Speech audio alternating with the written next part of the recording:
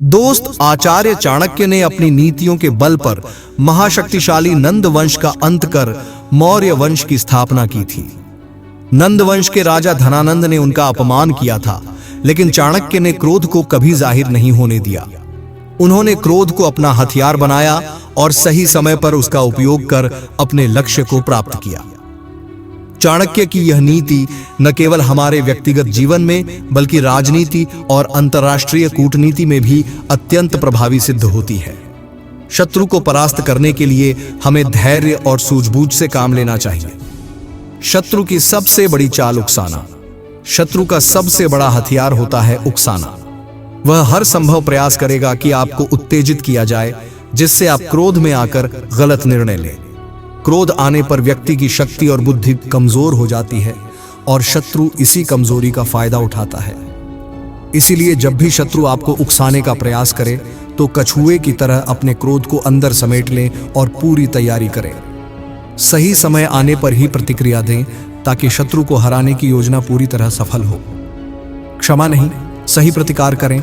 चाणक्य कहते हैं कि शत्रु को कभी क्षमा नहीं करना चाहिए, क्योंकि क्षमा से उसका मनोबल बढ़ता है, बल्कि हमें सही समय और रणनीति के साथ ऐसा प्रतिकार करना चाहिए कि शत्रु दोबारा हमें नुकसान पहुंचाने की हिम्मत न कर सके। दुष्ट और शत्रु के प्रति आचार्य चाणक्य की नीति।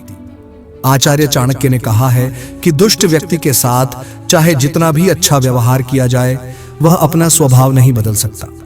सांप का जहर केवल उसके दांतों में होता है, बिच्छू का जहर उसकी पूंछ में होता है, लेकिन दुष्ट व्यक्ति के अंग अंग में जहर भरा होता है। इसलिए दुष्ट पर कभी भरोसा नहीं करना चाहिए, क्योंकि वह कभी मित्र नहीं हो सकता। ऐसे व्यक्ति के साथ उसी प्रकार व्यवहार करना चाहिए जैसे चाणक्य नीति में बताया गया है। शत्रु, रोग और सांप को कभी घायल मत छोड़ो। चाणक्य नीति में कहा गया है कि रोग, सांप और शत्रु, इन तीनों को कभी भी अधूरा नष्ट करके नहीं छोड़ना चाहिए।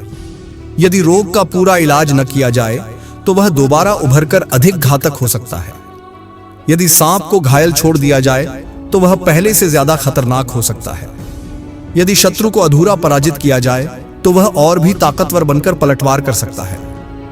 इसलिए जब भी शत्रु पर वार करो तो ऐसा करो कि वह दोबारा उठ न सके। भारत के इतिहास में पृथ्वीराज चौहान और मोहम्मद गोरी का उदाहरण इसका सबसे बड़ा प्रमाण है। पृथ्वीराज चौहान ने गोरी को पराजित करने के बाद जीवित छोड़ दिया, लेकिन गोरी ने दोबारा आक्रमण कर दिया और इस बार पृथ्वीराज हार गए। शत्रु से घृणा मत करो, बल्कि उसे समझो। चाणक्य कहते हैं कि शत्रु से कभी घृणा नहीं करनी चाहिए, क्योंकि घृणा करने से इंसान उसकी ताकत को पहचानने में चूक कर बैठता है। जब आप किसी से घृणा करते हैं तो आप केवल उसकी कमजोरियों पर ध्यान देते हैं, उसकी ताकत को नजरअंदाज कर देते हैं। इसलिए शत्रु को एक मित्र की तरह देखें और उसकी हर छोटी बड़ी गतिविधि पर नजर रखें।